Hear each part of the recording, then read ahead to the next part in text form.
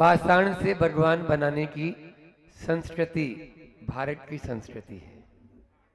भारत में किस प्रकार से वह भगवान बनाए जाते हैं ये आपको यहाँ देखने को मिल रहा है।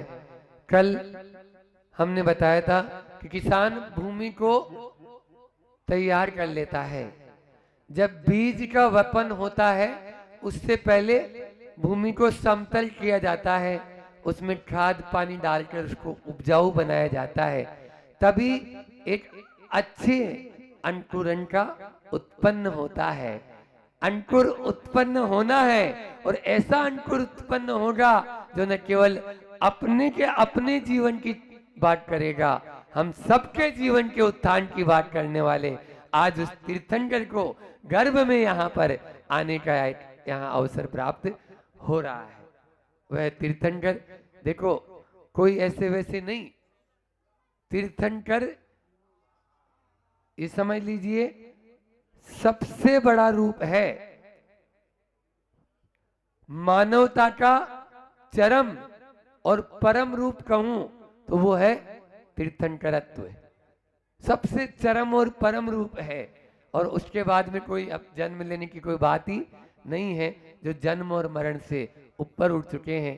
कल पंचकल्याण के संबंध में जब ध्वजारोहण और रथ यात्रा के उस प्रसंग पर मैंने कहा कि पंचकल्याण क्या है, पंचकल्याण क्यों मना रहे हैं, पंचकल्याण कौन मनाता है या कौन करता है, और पंचकल्याण हम कैसे संपन्न करें, इन चार बातों पर फिर कैसे संपन्न करें। टाइम हो गया था, आज भी हो जाएगा, टाइम तो चल ही रहा है, घड़ी रुकती नहीं है। तो वो चार कौन सी बातें हैं जो पंचकल्याण कैसे मनाएं या कैसे करें, या अपने जीवन को कैसे हम कल्याण रूप में कर सकते हैं, उत्थान कर सकते हैं, वो चार बातें भी बोल दी थी, पॉइंट बता दिए थे। शुद्धि, विशुद्धि, तन्मयता और अनुशासन। लिख लिया करो, याद तो रहेगा नहीं। शुद्धि, विशुद्धि, तन्मयता और अनुशासन। बिना शुद्धि के कोई कार्य नहीं। रोज बोलते ना, क्या बोलते हो मनीष जी? मन शुद्धि, वचन शुद्धि, काय शुद्धि 6, आहार नवदावर्ती पूर्वक देते आप लेओ महाराज, ऐसे ही बोलते ना। बस यहाँ पर भी आपको उसी शुद्धि की बात करने बैठा हूं। अभी आप लोग सटलीकरण चल रहा था, प्रतिष्ठाचार्य जी आपके ऊपर मंत्र फूंक रहे थे। मनः प्रशस्ते वचसः प्रशस्ते काय प्रशस्ते चकसाय हानि सेवार्थ तैसात सटली की अन्य मंत्रे रुदारे कृत्री कल्पनांगा। एक कल्पना के माध्यम से आपको मंत्रोच्चारण किया जा रहा है, और वो किस लिए? च कसाय हानि, कसाइयों की हानि के लिए क्या किया जा रहा था? मन के आप शुद्धि की करे। मन प्रशस्ते वचसः प्रशस्ते, फिर उसके बाद में काय प्रशस्ते च कसाय हानि। मन, वचन और काय जब तक शुद्ध नहीं होगा तब तक आगे की अंदर की भी शुद्धि कैसे हो पाएगी? बाहर की और भीतर की दोनों शुद्धि की बात कर रहा हूं। बाहर से तो आप शुद्ध हो गए, खूब टनाटन कपड़े पहन के अच्छे, बिल्कुल टीना पोल युक्त, और माला वाला भी देखो, कंठाहार। लेकिन भीतर में यदि कसाय की हानि नहीं हुई तो कुछ नहीं हुआ, ये समझ लीजिए। पंच कल्याण के लिए सबसे पूर्व यह है कैसे करें हम पंच कल्याण, और कैसे मनाएं कि हमारा भी कल्याण हो जाए। रविंद्र जैन जी की वो सार्थक पंक्तियां लगती है कि तेरे 5 हुए कल्याण प्रभु, इत बार मेरा कल्याण कर दे। एक बार मेरा भी कल्याण हो जाए, और एक ही बार होना है, बस वो कल्याण मेरा भी हो जाए भगवान। इसी भावना के साथ में अपनी शुद्धि जरूर रखें। शुद्धि का देखो क्या प्रभाव पड़ता है। एक ज्वलंत उदाहरण सुनाता हूं। आजकल इसकी बहुत कमी हो गई, इसीलिए प्रतिष्ठाचार्य जी का दिमाग थोड़ा सा वो हो जाता है। आप लोग ऐसा न समझे, हमारे धीरज भैया जी बहुत बहुत पोलाइट है, बहुत पोलाइट है, लेकिन अब वो आप लोग शुद्धि को वो बस मुख्य ध्यान देते हैं, चाहे वो कोई भी शुद्धि हो। और शुद्धि का क्या प्रभाव, अशुद्धि का क्या प्रभाव पड़ता है बता देता हूं। कुलाचार का पालन घरों में होता है, सब घरों में होता है, लेकिन आजकल बेंगलोर, पूना, बंबई, दिल्ली, कलकत्ता, जयपुर आदि जो महानगर होने लगे हैं और वहां सिंगल पति पत्नी रहते हैं, तो चौके में भी अशुद्धि में घुसने लगे हैं। एक बार बेंगलोर के एक दंपति आए, महाराज जी बैठे थे, मैं ब्रह्मचारी था, और महाराज जी के पास में वो बोले कि महाराज जी हर तरह से दिखा लिया और हम खुद डॉक्टर हैं, लेकिन कोई समझ में नहीं आ रहा, जो भी खाते हैं बाहर होता है। शिखर जी की बात है, शिखर जी मन करने आए थे, उल्टी हो जाती है। अच्छा, दोनों को हो जाती है? हाँ, दोनों को ही होती है। महाराज जी बोले दोपहर में सामायिक के बाद आना। सामायिक के बाद में आए और तुरंत बोला, आपके यहाँ जो कुलाचार का पालन होता है? अरे महाराज जी, किस दकियानुसी विचारधारा के हैं आप? ये कोई बात है क्या? महीने में, ये तो महावारी है, महीने में एक बार जो है ना होते हैं शुद्धि, और ये तो एक प्रोसेस है, और विज्ञान इसको क्या मानता ही नहीं है। ये तो स्वाभाविक बॉडी की क्रिया है, जैसे बॉडी में मल विसर्जन। जितना मैं बोल रहा हूं उतना सुन। बोले महाराज जी इसका पालन तो नहीं करते।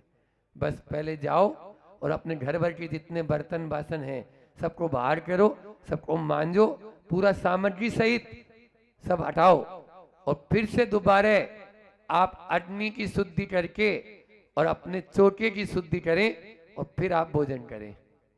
और उसके बाद कभी भी वहां अशुद्धि में या जूता चप्पल में या कोई भी प्रवेश न करें। आप यकीन नहीं मानोगे, उन्होंने वैसा ही किया, और विद इन 15 दिन में ही पूरा का पूरा उनका दोनों के ऊपर से वो प्रभाव पूरा हट गया। ये है शुद्धि का प्रभाव। अशुद्धि में आपको बताएं, डाल्टनगंज में पंचकल्याण चल रहा था, इसी प्रकार से पांडाल बना था। रात्रि के प्रोग्राम में कोई अशुद्धि महिला प्रवेश की ही थी, बिल्कुल, और जो पर्दा था, पर्दे का जो पहला भाग था, अपना आप स्वतः ही जलने लगा। कोई नहीं वहां पर, पर्दे का वहां का भाग जलने लगा। वो तो कार्यकर्ता तुरंत तैयार थे, वो बता दिया उनको, और तुरंत अनाउंस हुआ जो भी अशुद्धि ऐसी कोई महिला है बाहर हो जाए। प्रतिष्ठाचार्य जी ऐसे थे उनको। तो इसलिए शुद्धि का प्रभाव बोलूंगा तो बहुत सारे संस्मरण हैं जो मेरे अपने जीवन से ही जुड़े हुए बहुत सारे, लेकिन उनको नहीं, आप लोगों को अपन को समझना है। दूसरा विशुद्धि। शुद्धि होगी तो आपका विशुद्ध परिणाम होंगे, क्योंकि शुद्धि नहीं है तो विशुद्धि कहां से हो जाएंगे? ये तो बताओ। विशुद्धि भी आपकी तब बढ़ेगी जब शुद्धि होगी। समझ आ रहा है? इसलिए शुद्धि के माध्यम से विशुद्धि अपने अंदर में पूर्ण रूप से हम अपने परिणामों को उत्तरोत्तर विशुद्ध करते हुए चले। थोड़ा सा चटका लग जाता है, लेकिन वो चटका लगे बिना भी काम नहीं होता है। फिर उसके बाद में है विशुद्धि। विशुद्धि के बिना आचार्य श्री जी कहते हैं, एक दोहा है बहुत अच्छा, वचन सिद्धि हो नियम से, वचन सिद्धि हो नियम से, वचन शुद्धि पल जाए, रिद्धि सिद्धि पर सिद्धियां अनायास फल जाए। रिद्धि सिद्धि और प्रसिद्धि चाहते हो तो विशुद्धि बढ़ा लो बस। रिद्धि सिद्धि और प्रसिद्धि के लिए आपको विशुद्धि बढ़ाना है। आचार्य अकलंक देव राजवार्तिक में बहुत अच्छी बात कहते हैं कि पूछा गया कर्म बंध का कारण क्या? कुछ नहीं, संक्लेश, संक्लेश परिणाम। तो महाराज जी कर्म को काटने का या मुक्ति को पाने का उपाय क्या? बोले विशुद्धि। विशुद्ध परिणाम। बस जितनी जितनी आपकी विशुद्धि बढ़ती जाएगी उतने उतने कर्म साफ होते जाएंगे। ये थर्मामीटर है, ये पैमाना है हमारे कितनी विशुद्धि है इस बात का कि हमारे कितने कर्म कट गए। जितना विशुद्ध होंगे उतने ही कर्म हमारे साफ होते चले जाएंगे। अगला है तन्मयता, तल्लीन होकर पूजा पाठ करना है। कोई बातचीत पर ध्यान नहीं, किसने क्या कहा, कौन क्या कर रहा है, किसी का कुछ ध्यान नहीं। आचार्य वो जो कवि धनंजय हुए जिन्होंने विशापाहार स्रोत की रचना की, वह उदाहरण सबको याद है कि मृतक पुत्र को लाके पटक दिया, लो दे देगी तुम्हारी भक्ति, अब जिंदा कर लो इसको। लेकिन पत्नी के ऊपर भी ध्यान नहीं, बेटे पर भी ध्यान नहीं। और जब पूरी पूजा हो गई ना, और जो शेषाक्षत जो थाली में बचे हुए थे, वो थाली के अक्षत लिए हाथ में और बेटे पर यूं छोड़े, बेटा यूं उठ के बैठ गया जैसे सोया हुआ हो, जैसे सोया हुआ हो। ये किसका प्रभाव है बोलो? तन्मयता का, तल्लीनता का। तल्लीनता के माध्यम से ही होता है। हम तल्लीन होकर पूजन करें। एक उदाहरण सुनाता हूं कि गुरु और शिष्य जा रहे थे, संध्या वंदन का समय हुआ। संध्या वंदन का समय हुआ तो दोनों बैठ गए और दोनों अपनी भक्ति, जैसे आचार्य भक्ति अपन सुबह शाम करते हैं, वंदन करने लगे, आचार्य भक्ति करने लगे, अपने गुरु की वंदना करने लगे। इतने में ही एक सामने से शेर आता हुआ दिखाई दिया। शिष्य जो था थोड़ा कच्चा था, पका आम नहीं था, उसकी आंख खुल गई, उसने शेर को देख लिया। अब शेर को देखने के बाद क्या होगा? बोले कुछ नहीं होगा महाराज, जो करना होगा उसी करना होगा। अब उसकी तो बस पतलून जो है अपनी उसकी गीले होनी शुरू। गुरुजी शेर आ रहा है, गुरुजी क्या के लिए ध्यान दें, वो अपने तल्लीन। गुरुजी शेर आ रहा है, शेर धीरे धीरे धीरे धीरे आगे बढ़ते चले जा रहा है, उसकी धड़कन भी तेज होती जा रही है। गुरुजी आपकी आप जानो, मैं तो पेड़ पर चढ़ रहा हूं। वो पेड़ पर चढ़ गया और श्वास रोक के और देखता रहा कि अब गुरुजी का क्या होगा। लेकिन शेर आया, आया और पास आया, देखा, सूंघा, 3 प्रदक्षिणा दी गुरुजी की और जिस दिशा से आया था उसी दिशा में वापस चला गया। तल्लीनता का ये प्रभाव। गुरुजी उठे सहज भाव में, वो भी उतरा, देखा कि शेर अब खूब दूर चला गया। गुरुजी चले और चलते चलते चलते चलते जा रहे थे। गुरुजी शेर आया था, आया होगा, मैंने आपको बोला था, बोला होगा, आपने नहीं सुना था, नहीं सुना होगा। मैंने कहा था शेर आ गया, मैं तो पेड़ पे जा रहा हूं, कहा होगा, मैं पेड़ पर चढ़ गया होगा, शेर आया, आया होगा, आपको सूंघा होगा, आपकी 3 प्रदक्षिणा दी और वापस चला गया होगा। इतनी बात चली रही थी। गुरुजी की बाह पर एक मच्छर बैठा और गुरुजी ने धीरे से उसको अपने रुमाल से अलग कर दिया। शिष्य से रहा नहीं गया, गुरुजी क्या बात है, जब शेर आया था मैंने आपको बोला था, आपको कोई फर्क नहीं पड़ा, और अभी छोटा सा मच्छर बैठा, आपने अपनी पिछिया रुमाल से अलग किया, क्या देख रहा हूं? बोले यही फर्क है बेटा, उस समय मैं भगवान के साथ था, अब तेरे साथ। उस समय मैं भगवान के साथ था, इसलिए शेर भी आया, कोई फर्क नहीं पड़ा, अब तेरे साथ हूं तो मच्छर भी आया तो मुझे पता लग गया कि मच्छर आ गया। ये है तन्मयता, तल्लीन होकर पूजा पाठ करना है। और चौथा है अनुशासन। आपको अनुशासन में रहकर अपनी इस पूरे अनुष्ठान को संपन्न करना है। एकता और अनुशासन एनसीसी का मोटो है, यूनिटी एंड डिसिप्लिन। जब तक अनुशासन में नहीं रहेंगे तब तक कुछ भी नहीं। हम भी बोलेंगे तो हमारी भाषा का प्रभाव नहीं, प्रतिष्ठाचार्य जी कोई बात बोलेंगे तो प्रभाव नहीं, बड़े महाराज जी बोलेंगे तो उनकी वाणी का भी कोई प्रभाव नहीं पड़ेगा। वो तभी पड़ेगा जब आप अनुशासन की बात करेंगे। गणतंत्र दिवस को भी मैंने कहा था, शासन और प्रशासन की जरूरत नहीं। हम जैन लोग हैं, हमें शासन और प्रशासन की जरूरत नहीं, क्योंकि हम अनुशासन में रहते हैं और जिन शासन की प्रभावना में लगे हुए हैं। आप लोग सब जिन शासन की प्रभावना करना चाहते हो या नहीं करना चाहते हो, बोलो। जिन शासन की यदि प्रभावना करना चाहते हो तो अनुशासन में तो रहना ही होगा। बस अनुशासन में हम रहेंगे, फिर किसी की जरूरत नहीं। प्रभु से ये मत कहो कि मेरी समस्याएं विकट है। प्रभु से ये मत कहो कि मेरी समस्याएं विकट है। समस्याओं से ये कहो प्रभु आप मेरे निकट हैं, प्रभु आप मेरे निकट हैं। बस जब प्रभु निकट हैं तो फिर शुद्धि विशुद्धि तन्मयता और अनुशासन अपना आप आ जाएगा। प्रभु को अपने हृदय में आज आपने विराजमान कर लिया है। अभी आपने मन को, वचनों को और काय को बिल्कुल झाड़ू बुहारी देके सब बातें दरकिनार कर दो और केवल मात्र हमें गर्भ कल्याण के इस पूर्वार्ध में ग्राउंड महाराज बिल्कुल साफ कर लिया। जिस प्रकार से माता के गर्भ का शोधन हो गया है, उसी प्रकार से हमने अपने मन का पवित्र कर लिया, शोधन कर लिया है। अब आओ भगवान विराजमान हो जाओ इस हृदय रूपी वेदी पर। ऐसी ही भावना के साथ में आज यह है गर्भ कल्याण का पूर्वार्ध है। मध्याह्न में भी अपन बात करेंगे कि गर्भ कल्याण में किस प्रकार से हमें गर्भ कल्याण मनाना चाहिए। और यहाँ तो आप लोगों ने गर्भ संस्कार विधि भी रखी है।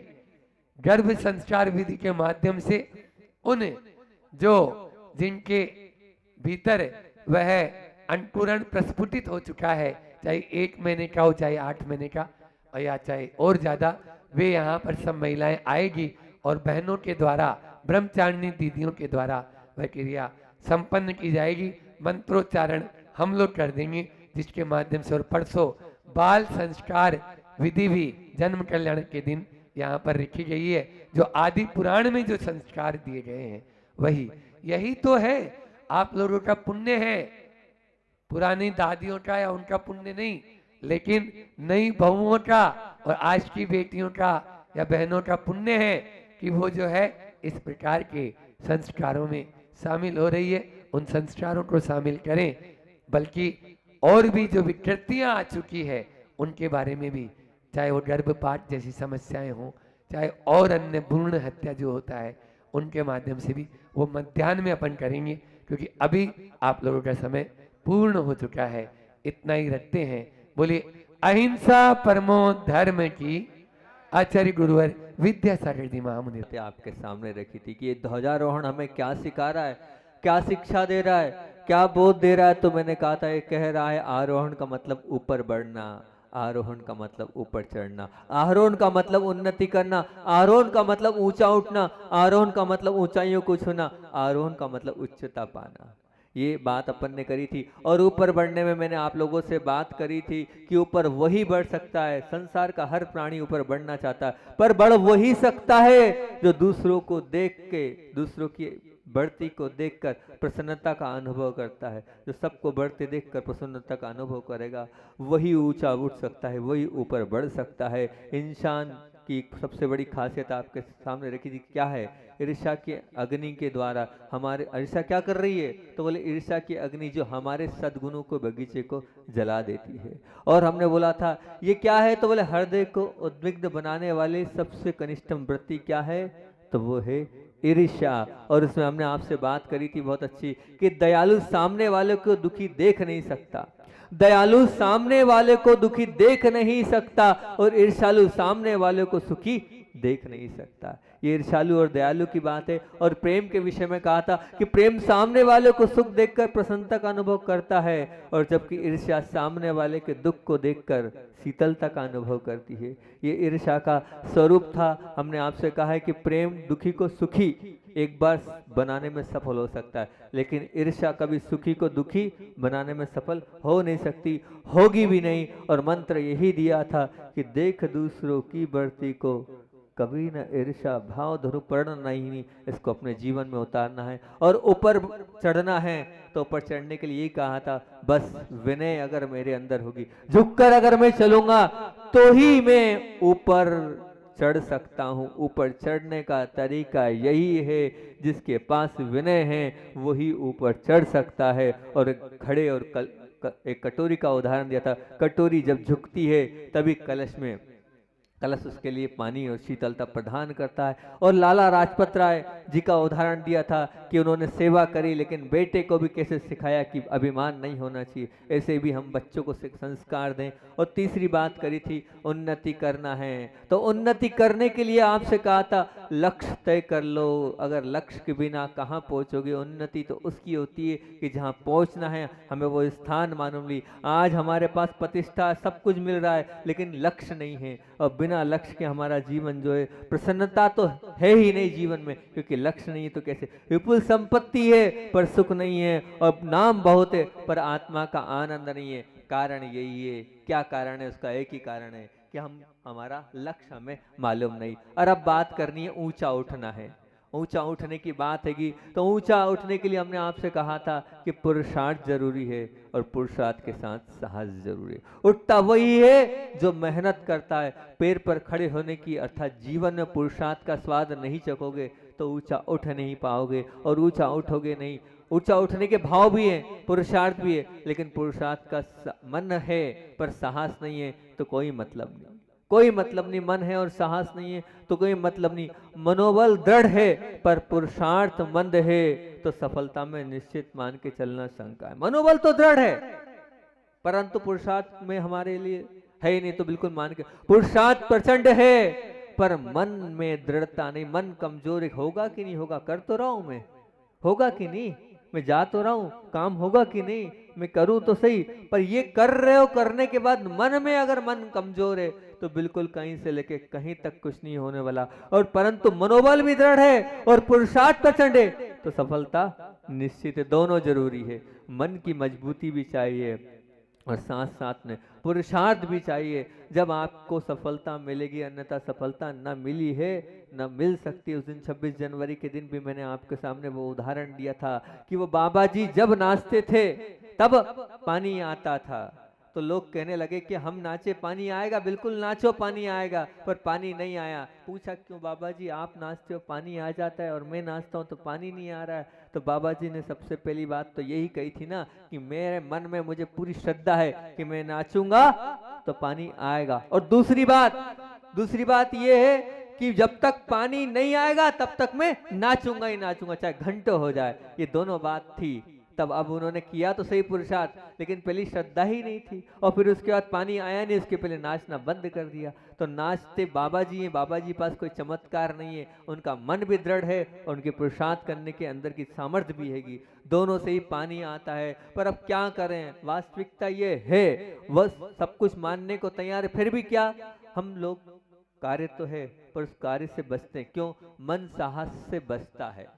मन साहस से बचता है। इसे क्यों साहस से बचता है? क्योंकि इसे सरल पसंद करता है। मन को श्रेष्ठ का आकर्षण अवश्य है, श्रेष्ठ के पास जाना चाहता है, श्रेष्ठ को पाना चाहता है, लेकिन श्रेष्ठ के लिए साहस करना पड़ता है। इसलिए वो साहस नहीं कर पाता है तो क्या करता है? वो सरल को पसंद कर लेता है। फिर वो क्या करता है? वो सरल को पसंद कर लेता है और सरल पर डाल आकांक्षा श्रेष्ठ की, लेकिन प्राप्ति उसके जीवन में अल्प हो रही है। अरमान शिखर पर चढ़ने का है, चढ़ना शिखर पर है, लेकिन तलहटी पर ही बैठा है वो। उसे चढ़ना तो आकाश में है परंतु शरीर धरती पर ही है। प्रश्न ये उठता है मन में कि ऐसा क्यों? तो इसका उत्तर एक ही है, मन साहस से क्यों बचना चाहता है? तो बस साहस की संभावना मात्र से पीछे क्यों हटना चाहता है? तो उसमें हम कह सकते मन सुविधा प्रेमी है और मन सुरक्षा प्रेमी है। मन सुविधा प्रेमी है और मन सुरक्षा प्रेमी है। उसे क्या सुविधा चाहिए, उसे क्या सुरक्षा चाहिए। और पहले अगर मान लो एवरेस्ट पे पहुंचना है, एवरेस्ट पे चढ़ना है, तो पहले पूछेगा क्यों मैं चढ़ रहा हूं? तो वहां तूफान तो नहीं आएगा, वहां हिमपात तो नहीं होगा, वहां ज्यादा ठंड तो नहीं लगेगी, वहां मेरे पांव तो नहीं फिसल जाएंगे। अब वो सुरक्षा देख रहा है, वहाँ सुविधा देख रहा है। उस सुरक्षा और सुविधा वाला क्या वहाँ तक पहुँच पाएगा? पहले उसको ठंडे बस्ते में रखना पड़ेगी अपनी सुरक्षा और सुविधा की बात। मन आत्मा की बात कर रहा है, मुझे आत्मा के पास जाना है, आत्मा का दर्शन करना है, आत्मा का स्पर्श करना है। आत्मा तक पहुँचने के लिए उसको सबसे पहले अपने मन को ठंडे बस्ते में, अपनी सुख सुविधाएं उनको क्या विराम देना पड़ेगा। बिना सुख सुविधाओं को विराम दिए आप ना तो आत्मा तक पहुँचे हो और ना ही आत्मा तक पहुँच पाओगे। ये बात ध्यान रखना। है निश्चित मान के चलना। हमें अगर कुछ प्राप्त करना है तो साहस करना पड़ेगा, और जो सुविधा भोगी मन है उसको ठंडे में बस्ते में रखना पड़ेगा। जो सुरक्षा प्रेमी, हमें बार बार सुरक्षा अपने शरीर की है, उस सुरक्षा को अपने क्या करना पड़ेगा, उसको भी ठंडे बस्ते में रखना पड़ेगा। तभी हम एवरेस्ट पे पहुंच पाएंगे, तभी हम अपनी आत्मा तक भी पहुंच पाएंगे, इसके बिना आत्मा तक पहुंच ही नहीं पाएंगे। कई परिवर्तन ऐसे होते हैं जो मात्र समय से जुड़े होते हैं। समय से जुड़े मतलब सूर्योदय के बाद सूर्यास्त है, सूर्योदय हुआ है, अब समय आएगा तो सूर्यास्त हो गया। पतझड़ के बाद बसंत आ गई, और बाल्यावस्था के बाद युवावस्था आ गई। मतलब ये परिवर्तन है। इसमें क्या है, इसमें समय की महत्वपूर्णता है। कई परिवर्तन जो समझ से जुड़े होते हैं। समझ से तात्पर्य ये है कि मान लीजिए अब आपने समझा था हीरा और निकला कांच, तुरंत फेंक दोगे, न ही जेब से बाहर कर दोगे। अरे कांच की क्या कीमत, समझ आ गई और आपने तुरंत फेंक दिया। अब मान लीजिए आपको डर लग रहा है, वहां सांप है, अब गेट से बाहर होने में आपकी हिम्मत नहीं हो रही है, लेकिन अगर आपको सांप नहीं रस्सी है, जैसे ही वो बता दिया आप बिल्कुल निडर भाव से निकल जाओगे, नहीं सांप नहीं वो तो रस्सी है, फिर कोई बात नहीं, चलते हैं। ये समझ से। मान लीजिए कोई रूप देखा आपने, बहुत सुंदर लगा, वासनाग्रस्त आपका मन हो गया, पता चला वो रूप नहीं, वो तो कोढ़ है, वो तो कोढ़ है, वहीं आपका मन ढीला पड़ जाएगा। बस समझ आ जाए आपको कि ये समझ, तो कुछ चीजें क्या होती है, समझ से होती है, और कुछ चीजें कैसे होती है, समय से होती है। लेकिन कई परिवर्तन ऐसे होते हैं जिसमें समय और समझ नहीं, उसमें समय और समझ का कोई भी मतलब नहीं। समझ भी रहे हैं, लेकिन समझने के बाद भी हम छोड़ नहीं रहे। कई परिवर्तन में साहस की आवश्यकता होती है, वहां समझ होते हुए भी साहस जरूरी। मान लो क्रोध जीवन के लिए क्या है, नुकसानदायी है। वो मान लीजिए अहंकार संबंधों के लिए क्या है, वो विच्छेद करने वाला है। आलस विकास के लिए क्या है, ऊपर नहीं चढ़ने देने वाला है। सुख सुविधा क्या है, हम सुख सुविधा में हमारी सफलता में बाधक है। स्वतंत्रता क्या है, हमारे सद्गुणों को छीन लेगी। ये क्या है, ये सब घातक है, बाधक है, मारक है, नुकसान कारक है। हम समझ रहे हैं, सब जानते हैं कि क्रोध से जीवन में क्या होने वाला है, अहंकार से जीवन में क्या होने वाला है, आलस्य से जीवन में क्या होने वाला है। ये सब समझ रहे हैं हम कि सुख सुविधा से हमारे जीवन में क्या होने वाला है, और स्वतंत्रता से हमारे जीवन में क्या होने वाला है। ये समझ है और सब समझ भी रहे हैं, लेकिन ये समझ से काम नहीं चलेगा, या समझ से नहीं, इनको जीवन से हटाना है, इनसे जीवन को हमें दूर करना है। तो उसके लिए क्या चाहिए, चेतना से आप जुड़े हो। अगर जुड़े हो तो भाग्यशाली हो आप, मान ले चलना, सौभाग्यशाली हो आप, ये मान के चलना। क्योंकि मैं तो ये मानता हूं कि मूल मंत्र गुरु के वाक्य हैं। मूल मंत्र गुरु के क्या है, बोलो तो सही। मूल मंत्र गुरु के वाक्य, और मोक्ष मूल गुरु की कृपा है। और क्या है, और मोक्ष का मूल क्या है, गुरु की कृपा है। और गुरु क्या है, सूर्य किरण के समान है। अपना दरवाजा जब खोलते हैं तो उससे क्या मिलता है, प्रकाश मिलता है। अब उस प्रकाश से आप प्रकाशित हैं कि नहीं, आपके जीवन के इस अंधकार को मिटा सकते हैं गुरु का वो प्रकाश, गुरु की वह भक्ति, गुरु के प्रति वो समर्पण जब होगा, तभी आपका वो अंधियारा जीवन प्रकाश से उज्ज्वलित होगा। प्रकाश से उज्ज्वलित वही कर पाएगा जो गुरु की बात को मानेगा। गुरु के अभाव में वो पड़े काले अक्षर आप पढ़ भी रहे हो, आप मान भी रहे हो, लेकिन गुरु के अभाव से पढ़ रहे हो, तो वो काले अक्षर हैं, वो जीवन में कालिमा ही देंगे। और गुरु कृपा के साथ अगर वो अक्षर आपने पढ़े तो वो दिए का काम करेंगे। वो एक एक अक्षर वो आपके जीवन को उजियाला में लाएंगे, ऊंचा उठाते चले जाएंगे। तो बंधुओं ध्यान रखना, हमारे जीवन में क्या होना चाहिए, कम से कम गुरु की छत्र छाया होना चाहिए। और छत्र छाया उनकी होती है जो गुरु के प्रति समर्पित होते हैं। ऊपर उठने की बात है, ऊंचाइयों को पाने की बात है, तो ऊंचाइयां वही प्राप्त करता है जिसकी डोर कहीं ना कहीं बंधी होती है। पतंग अपने आप नहीं उड़ सकती है, लाख प्रयास कर ले, पतंग उड़ेगी कि अपने आप नहीं। वो पतंग को उड़ाने वाला जो होगा वो उड़ाता है। वो उड़ाने वाला आपके जीवन में कौन है, कोई है कि नहीं आपके जीवन को उड़ाने वाला, ऊपर ऊंचाई वो पर ले जाने वाला। तो अपने जीवन में सच्चा देव शास्त्र गुरु के प्रति समर्पण हो और कोई ना कोई गुरु बने, यही हमारी भावना है। तभी आप ऊंचाइयों को पा पाओगे। और तीसरी बात हैगी उच्चता पाना। उच्चता पाने के लिए मैं हमेशा कहता हूँ उच्चता कौन पा पाता है। छठवां बिंदु अपना है, उच्चता सबको पाना है, सबको बनना है। मैं जब यहाँ से उस दिन में गया था पाटनी जी के उस यहीं पे अभी आ रहे थे माइंस में, माइंस मर्डर में प्रवेश कर रहे थे। तो इस पे हमने बोला था कि वहाँ पूरे पूरे वर्कर्स लोग थे, लगभग 550-700 करोड़ का प्रोजेक्ट है, पूरा सीमेंट फैक्ट्री हैगी, और सभी लोग, अब पाटनी जी की तो फैक्ट्री है तो पाटनी जी पे तो समर्पित होंगे। मैंने एक ही प्रश्न पूछा वहाँ पर, सबको अशोक जी पाटनी बनना है?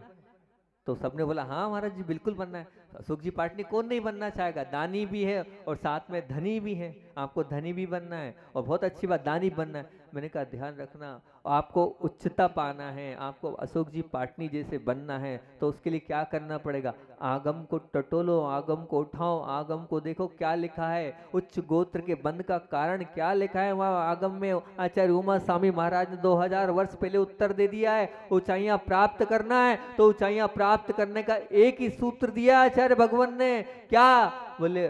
परात्म निंदा पसंद से सद सदगुण भाव नीच नीचेर गोत्रस्य। पर की निंदा, अपनी प्रशंसा करने वाला नीचे जाता है, और पर की प्रशंसा और अपने दोषों को जो बाहर लाता है वो ऊंचा जाता है। अशोक जी ने खूब प्रशंसा करी कि पूर्व जन्म में, जब भी तो उच्च गोत्र गबंध हुआ है, जब भी तो इतनी ऊंचाइयों पर वो चढ़े हैं, जब भी तो वहाँ तक वो पहुँचे हैं। आपको भी उतनी ऊंचाइयाँ प्राप्त करना है अपने जीवन में, उतना ऊंचा उठना है, तो ये क्या करना पड़ेगा? जितनी निंदा अपनी कर सकते हो कर लो, जितनी निंदा करो कर लो, और जितनी दूसरे की प्रशंसा कर सकते हो करते चलो।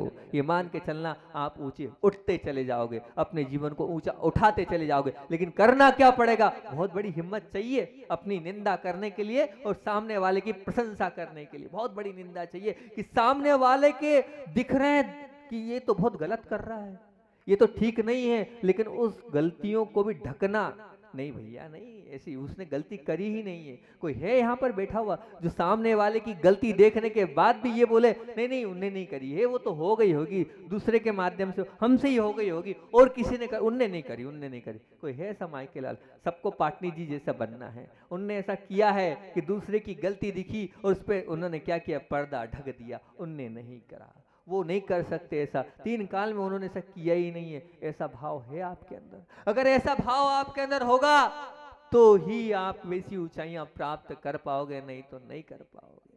और फिर उसके बाद हमारे अंदर लाख गुण हैं, हमारे अंदर लाख अच्छाइयां हैं, लेकिन कभी अपने मुख से अपनी अच्छाई, अपने गुण की प्रशंसा हम नहीं करेंगे, तो ही हम उच्च गोत्र का बंद करेंगे। कर्म की लीला है, बिना कर्म के कुछ मिलता नहीं है। हमारे भावों के माध्यम से, हमारे परिणामों के माध्यम से हम अपने जीवन को ऊंचा उठा सकते हैं, अन्यथा हम अपने जीवन को ऊंचा उठा नहीं पाएंगे। ये 6 बिंदु आपको दिए। अब बताओ, बनना है ना पाटनी जी जैसा? बनना है, सबको धनी बनना है ना? सब लोग माला फेरने आते, लक्ष्मी के लिए माला दे दो, लक्ष्मी के लिए माला दे दो महाराज जी, वैसा बता दो दुकान चल जाए, मेरी दुकान चल जाए, ये सब बोलते हैं। मेरी मकान हो जाए, मेरी खूब अच्छी मार्केट में अच्छा ऐसा मॉल बन जाए, सब आ जाए, ये सबकी भावना है। तो आपको दुकान बड़ी करना है, आपको मकान बड़ा करना है, आपको दुकान अच्छी चलाना है, आपको अपनी नौकरी ऊंची उठाना है, तो उसका एक ही तरीका है, क्यों? उच्च गोत्र होगा तभी तो ऊंचाइयों को प्राप्त करोगे। बिना उच्च गोत्र के कैसे होगा? आप तो मूल पे जाओ ना, मूल बीज पे जाओ ना।